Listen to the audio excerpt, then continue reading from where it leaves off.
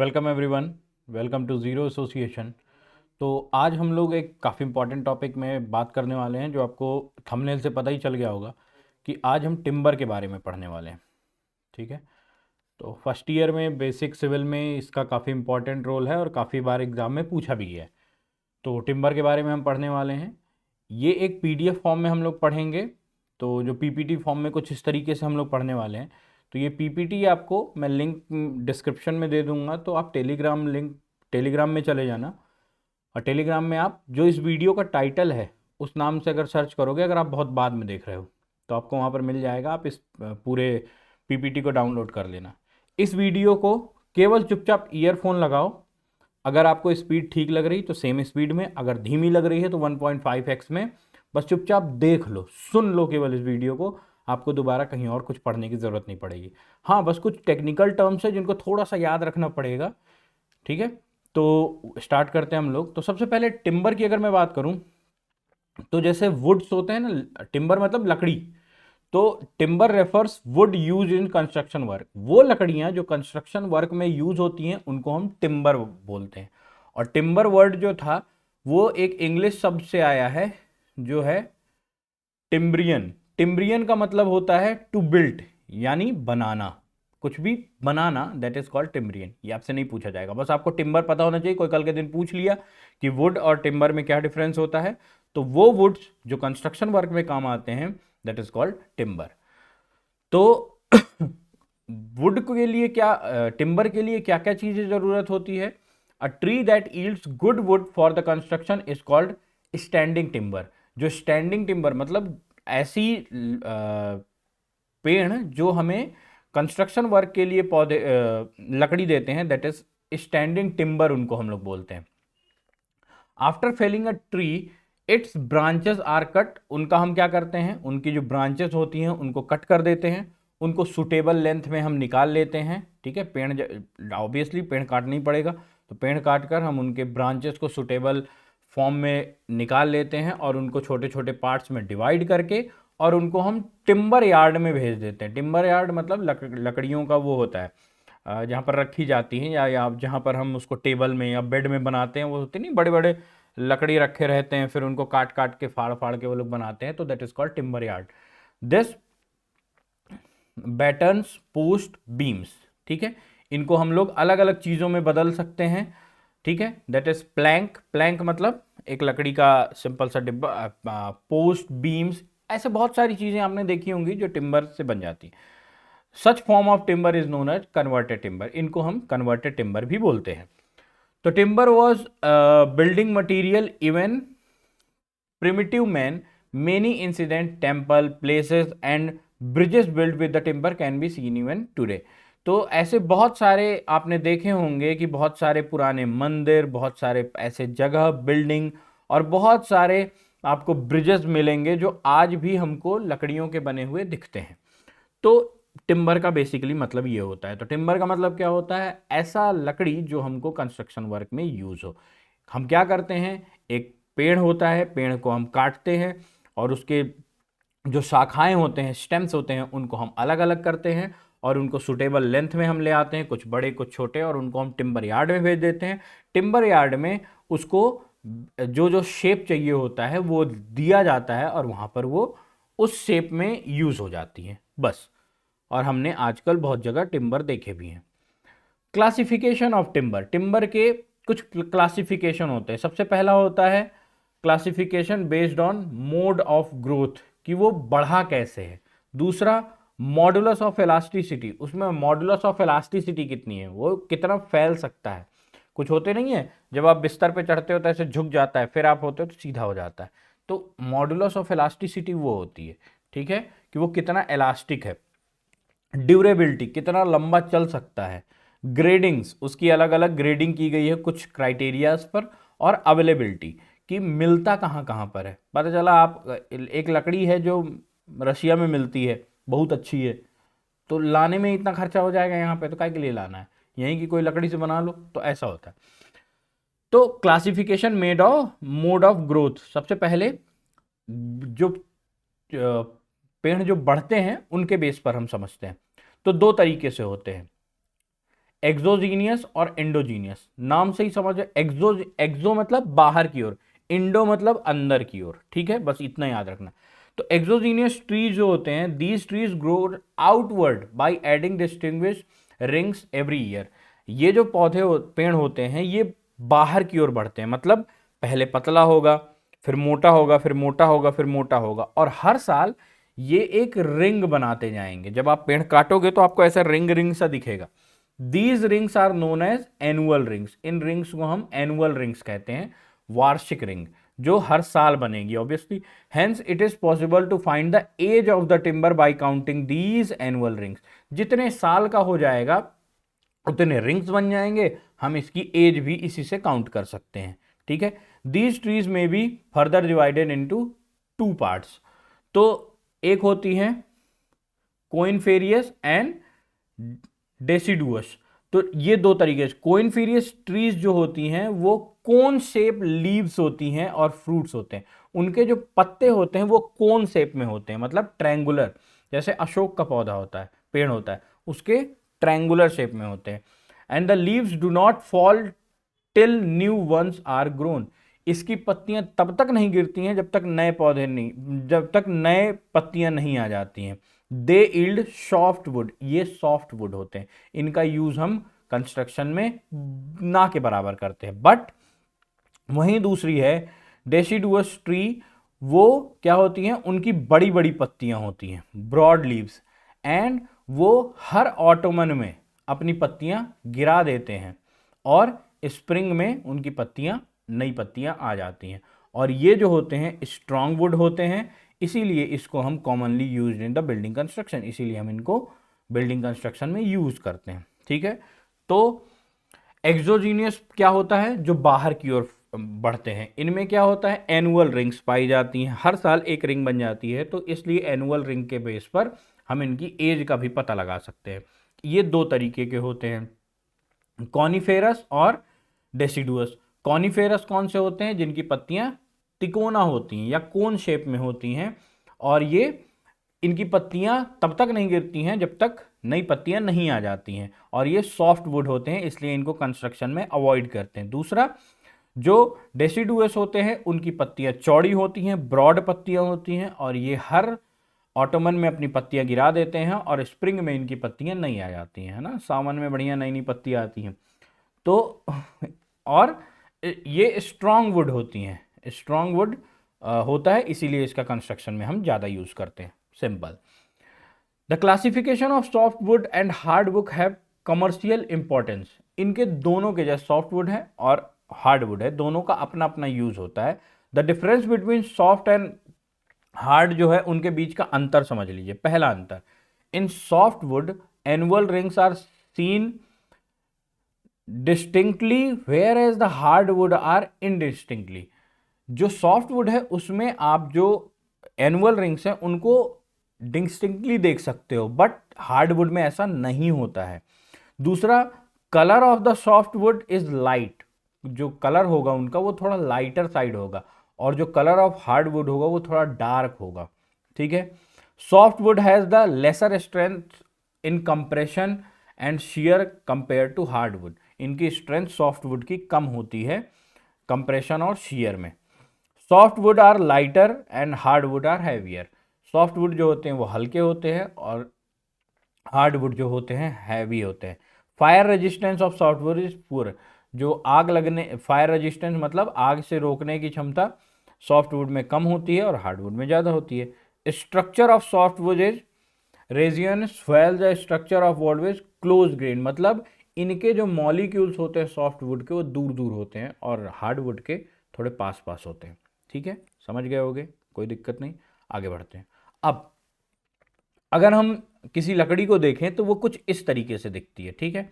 अंदर होता है पिथ, फिर ऐसे बाहर की ओर। तो एक एक चीज़ हम समझते हैं, ये आउटर बार्क है, ये इनर बार्क है, इस टाइप से ये दिखती हैं बेसिकली। तो पिथ जो होता है, ये जो सबसे अंदर वाला पार्ट है, दिस इज पिथ। तो पिथ के बारे में यहाँ पर पढ़ते हैं कि it is the inner most part of the tree, hence the oldest part. क्योंकि ये सबसे अंदर पार्ट होता है, इसीलिए ये सबसे पुराना पार्ट होता है।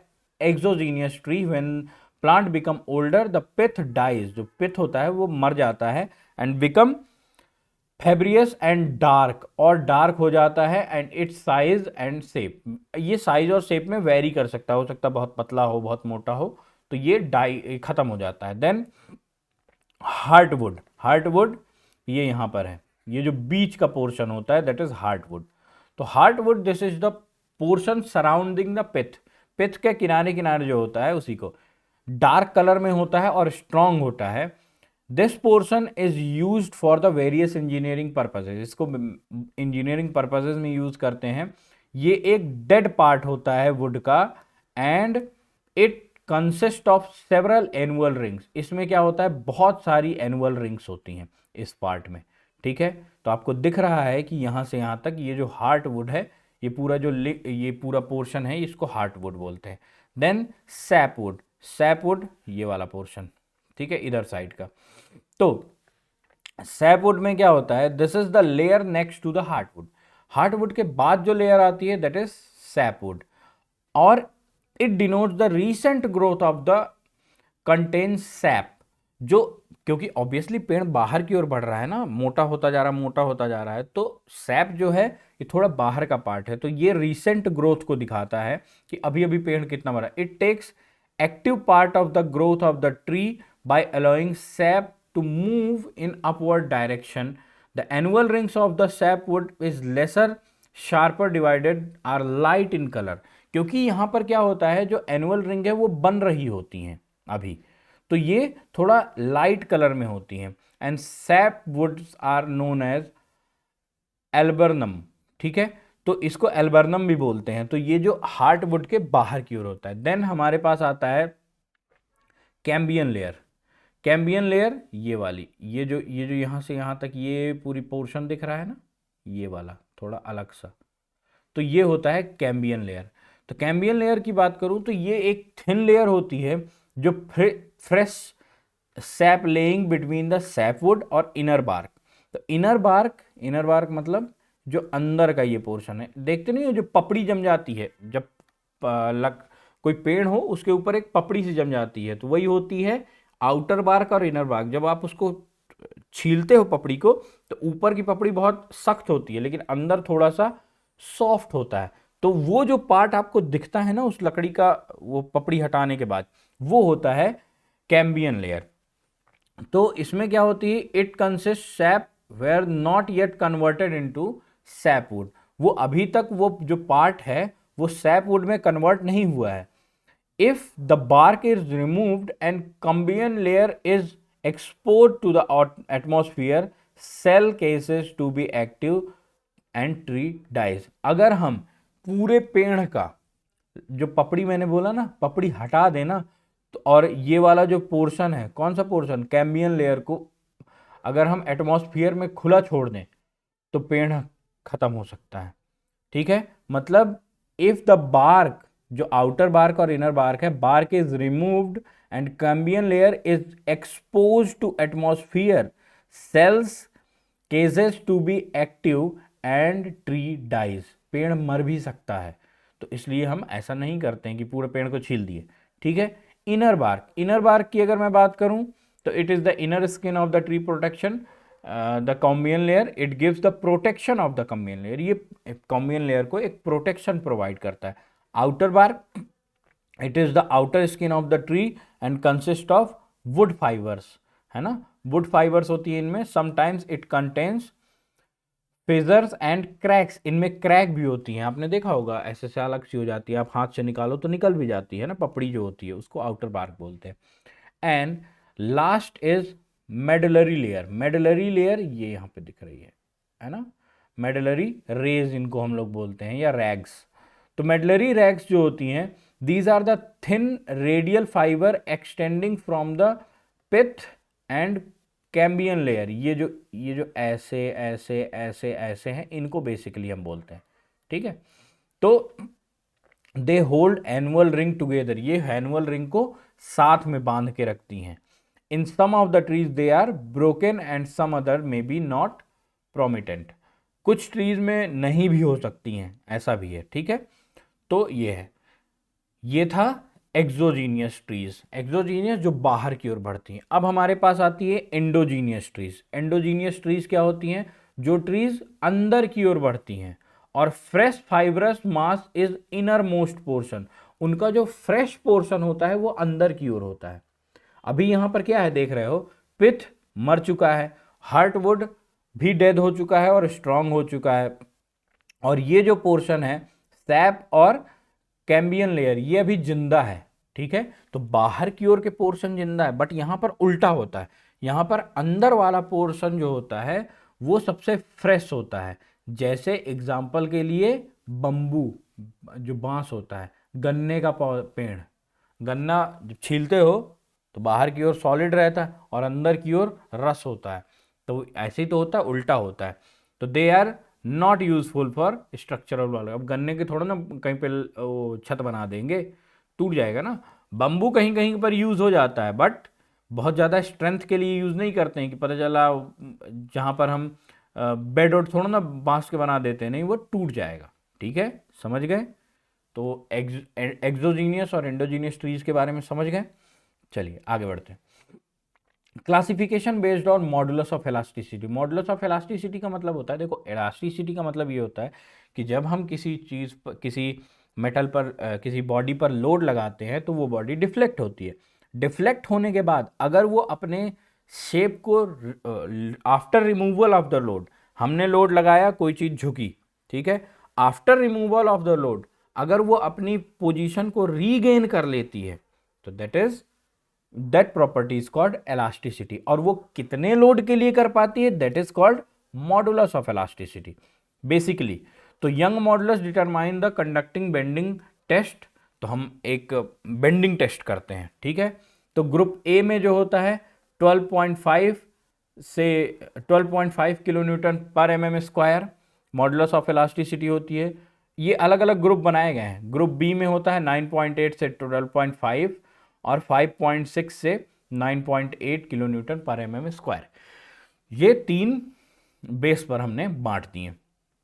फिर classification based on the durability. Durability का मतलब ये है कि कितना चलता है। तो इसके लिए हम क्या करते हैं, इसके लिए फॉरेस्ट रिसर्च एक टीम थी, उन्होंने एक वो किया, रिसर्च किया। रिसर्च कैसे किया, मतलब एक टेस्ट किया बेसिकली।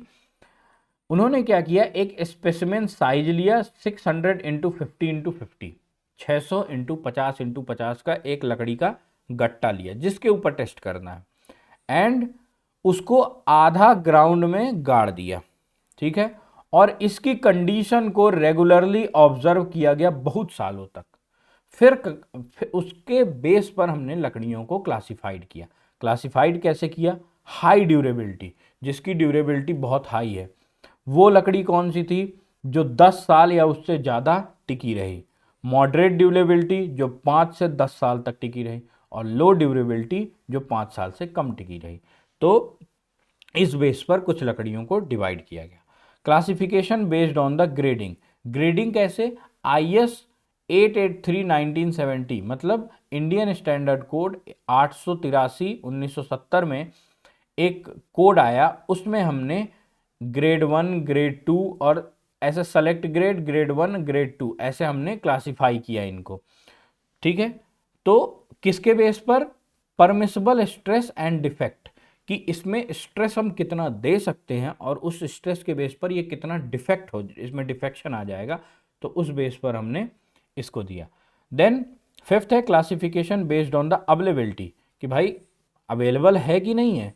तो forest department classify the timber based on the availability. पहला एक्स वाई जेड, तो एक्स कौन सा है, जो मोस्ट कॉमन है। मोस्ट कॉमन कैसे हम मानेंगे, 1415 मीटर क्यूब या इससे ज़्यादा पर ईयर में अगर वो उगता है तो दैट इज एक्स, मतलब मोस्ट कॉमन। वाई थोड़ा कॉमन, 355 मीटर क्यूब से 1415 मीटर क्यूब पर ईयर पे अगर उगता है तो ये कॉमन है, और less common, less than 355 metre cube per year अगर उगता है तो ये लेस कॉमन। तो अवेलेबिलिटी के बेस पर, जैसे आपने देखा होगा कहीं पर शीशम के पेड़ बहुत मिलते हैं, कहीं पर किसी अलग तरीके के पेड़ मिलते हैं, किसी अलग तरीके के पेड़ मिलते हैं, तो ये अवेलेबिलिटी पर होता है, ठीक है। तो यहाँ तक क्लियर हुआ। Then properties of good timber, कि अच्छी लकड़ी हम किसको बोलेंगे? सबसे पहले कलर, कलर यूनिफॉर्म होना चाहिए, एक ही जैसा दिखने वाला कलर होना चाहिए, है ना। ये नहीं कहीं पर सफेद है कहीं पर काला है, अलग ही सतरंगा कलर का है, ठीक है, ऐसा नहीं।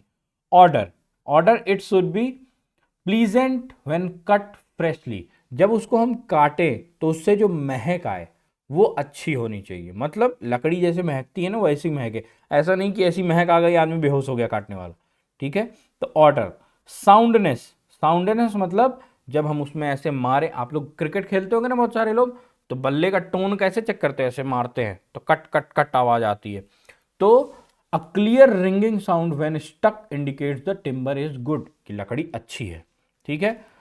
टेक्सचर, टेक्सचर फाइन और इवन होना चाहिए, मतलब आपने देखा होगा अलग अलग टाइप के टेक्सचर होते हैं, कि यहाँ लाइनिंग है तो लाइनिंग लाइनिंग लाइनिंग लाइनिंग, तो इवन टेक्सचर होना चाहिए, ये नहीं कहीं अलग कहीं कुछ कहीं कुछ कहीं कुछ, तो वो अलग टाइप का होता है। ग्रेन्स, ग्रेन्स मतलब उसके अंदर के वो होने चाहिए जो मॉलिक्यूल्स बोल सकते हैं, तो टिम्बर ग्रेन्स आर क्लोज, उसके क्लोज बहुत पास पास होने चाहिए।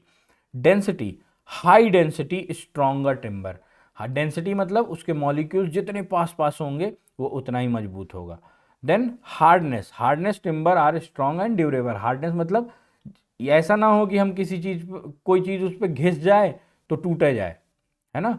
तो जब किसी चीज को घिसते हैं तो हार्डनेस, पता चला पता चला आपने एक छोटी सी प्लास्टिक से ही खुरच दिया तो खुरच गई, तो ऐसा इतना भी टिम्बर को कम हार्ड नहीं होना चाहिए, तो हार्ड अच्छा होना चाहिए।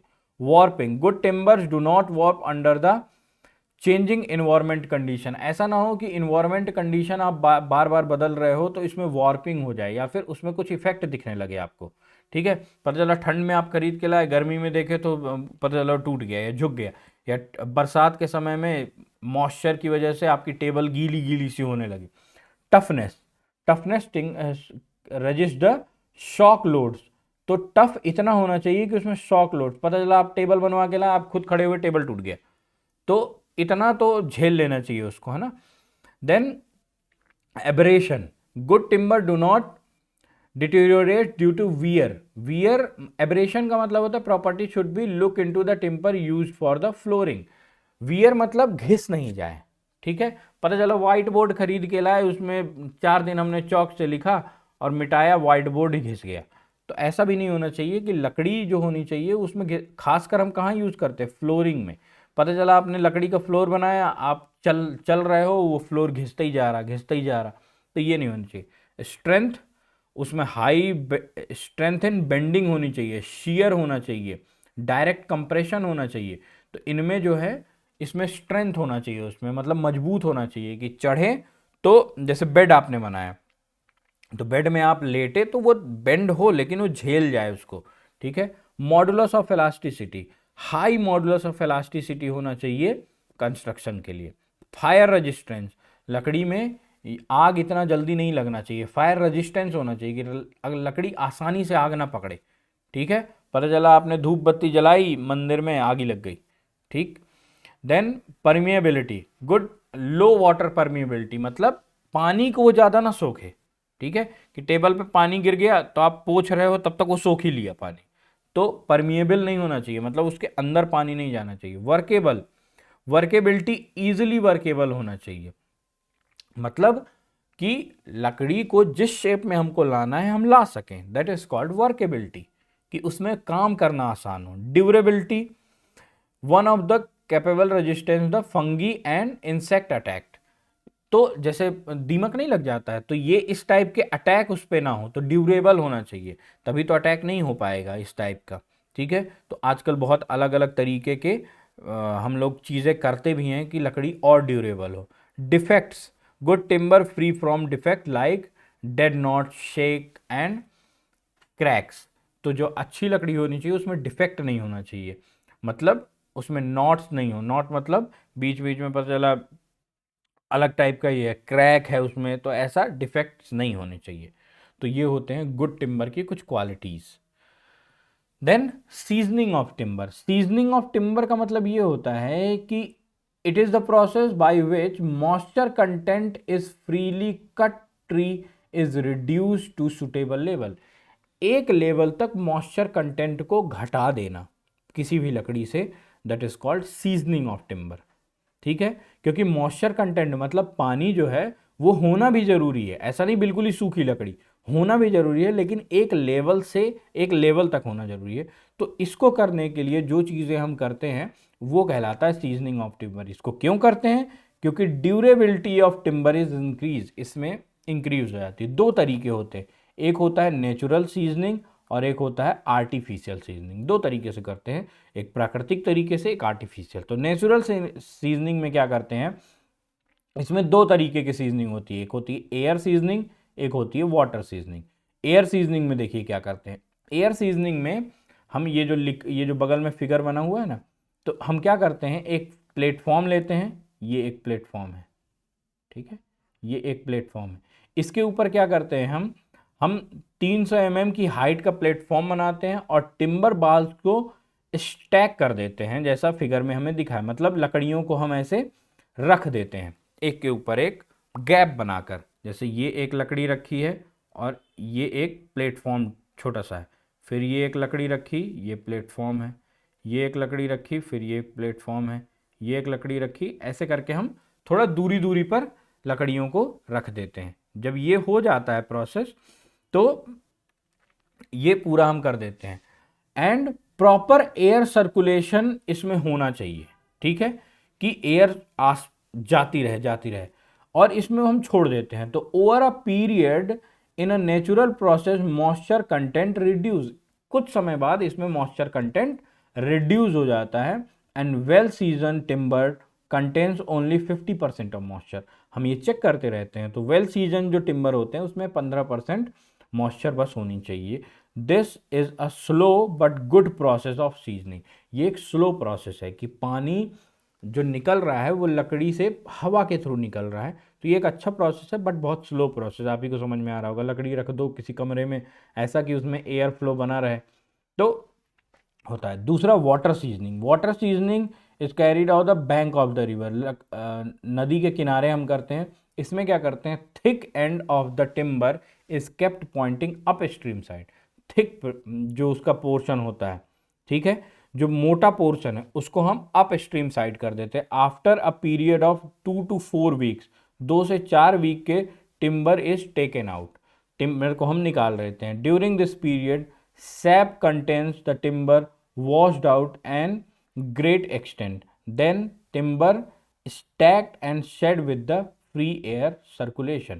मतलब हम उसके मोटे पोर्शन को एक तरफ रख देते हैं तो पानी उसमें आता रहता है, तो क्या होता है कि पानी और एयर के सर्कुलेशन की वजह से उसमें जो सैप कंटेंट्स है वो थोड़ा सा बढ़ जाता है। तो हम इसको 2 से 4 वीक तक पानी में रखते हैं, लेकिन बहते नदी में है ना, ऐसे नहीं कि रख दिए तो पता चला वही हो गया, क्या नाम है, फूल गई लकड़ी, ठीक है, बहते पानी में। और डुबा के पूरा नहीं रखते हैं, थोड़ा सा बाहर रखते हैं जिससे एयर का भी सर्कुलेशन होता रहे।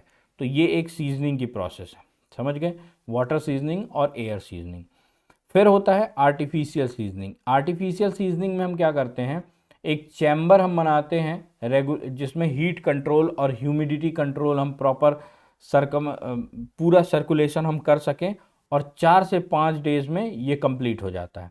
तो इसमें क्या क्या होता है, बॉइलिंग, किन seasoning, chemical seasoning, electric seasoning. तो बॉइलिंग में नाम से ही पता चल रहा, हम क्या करते हैं, पानी में रख देते हैं लकड़ी को और 3 से 4 घंटा उबालते हैं, ठीक है, तो और उसको धीरे धीरे सूखने के लिए छोड़ देते हैं। तो जब हम इसको गर्म करते हैं तो कभी कभी क्या होता है कि पानी के अंदर भी गर्म करते हैं, कभी कभी हम इसको हॉट स्टीम से भी गर्म करते हैं।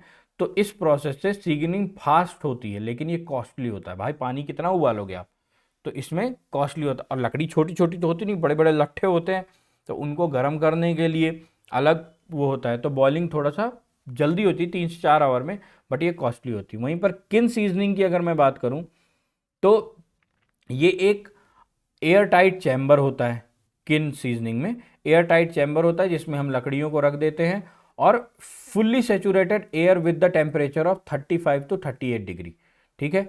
इसमें 35 to 38 डिग्री तक टेम्परेचर को हम फोर्स इन द किन, हम हवा को फोर्स करते हैं। तो heat gradually reaches inside temper, उसमें क्या होता है कि हीट बढ़ती रहती है, तो रिलेटिव ह्यूमिडिटी जो है वो ऑब्वियसली बाहर की ओर निकलेगी, तो ह्यूमिडिटी घटेगी और टेम्परेचर बढ़ेगा। इसकी वजह से ये एक डिज़ायर्ड डिग्री ऑफ मॉइस्चर को अचीव कर लेगा। तो ये होता है। तो इसमें क्या करते हैं, हम एक गर्म हवा को बेसिकली अंदर भेजते हैं, जिसकी वजह से ह्यूमिडिटी बाहर हो जाती है और टेम्परेचर बढ़ता है, जिसकी वजह से वो उसको अचीव कर लेता है।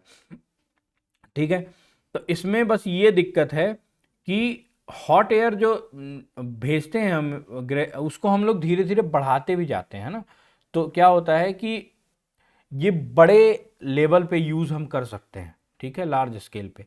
फिर होता है केमिकल सीजनिंग।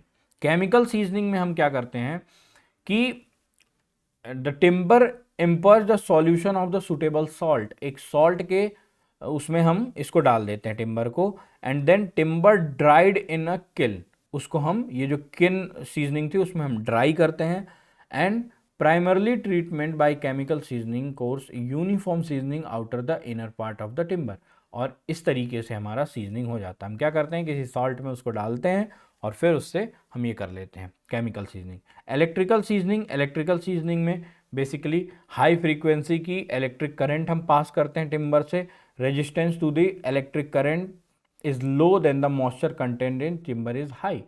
अगर लकड़ी गीली होगी तो करंट तेजी से फ्लो होगा, तो वही लिखा है resistance to the current is low, resistance current जो रेजिस्टेंस होगा वो कम होगा when moisture content is high, जब मॉइस्चर कंटेंट ज़्यादा होगा।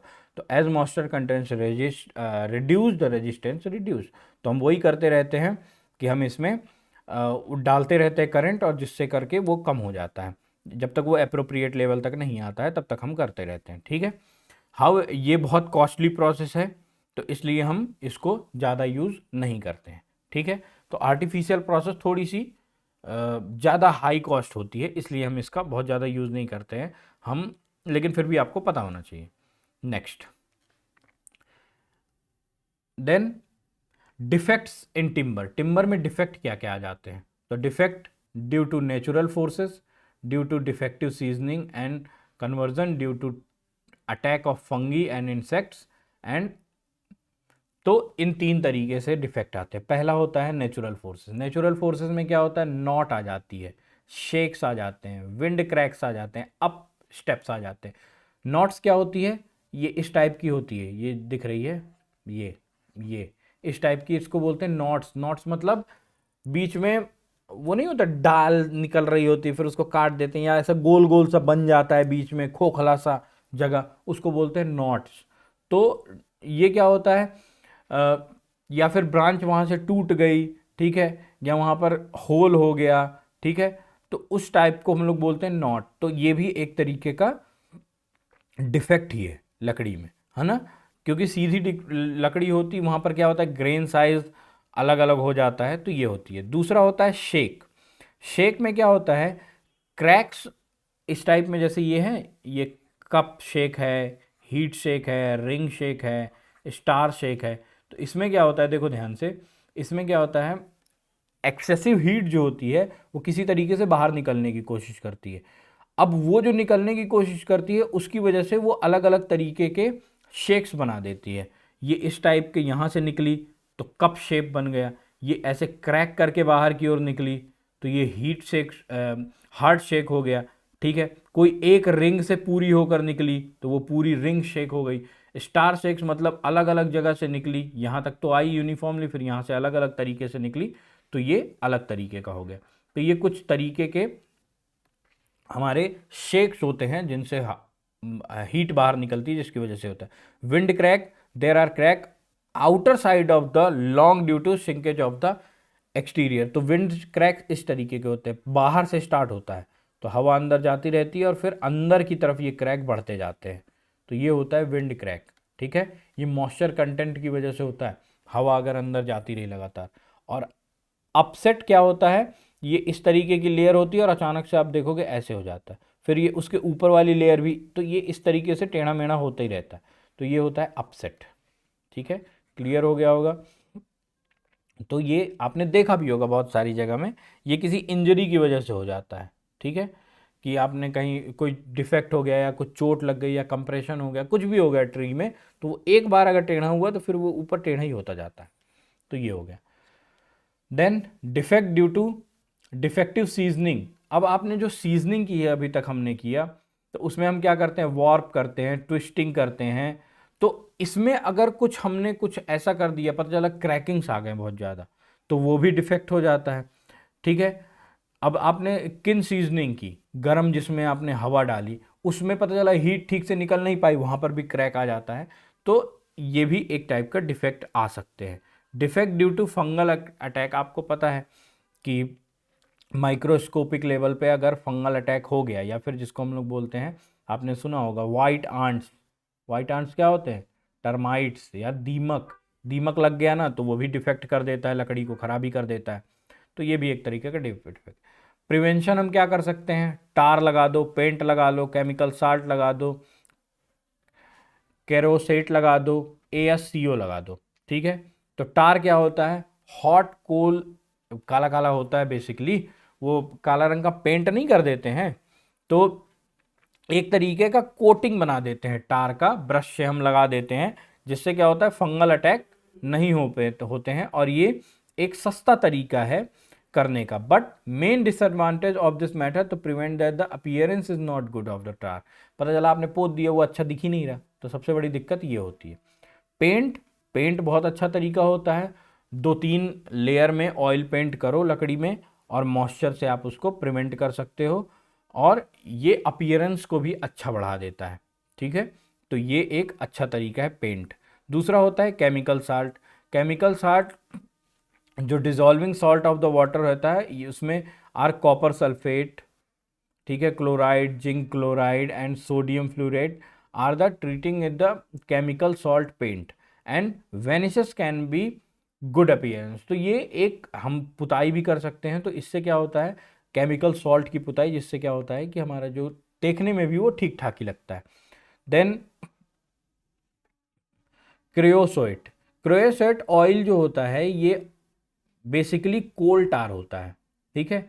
और इसको हम coal tar kept in air tight chamber and air is exhausted, then creosote oil is pumped into the chamber in the pressure. उसको प्रेशर से हम अंदर डालते हैं, और 50 डिग्री सेल्सियस आफ्टर 1 से 2 घंटे के बाद हम उस लकड़ी को जो है चैम्बर से बाहर निकाल लेते हैं।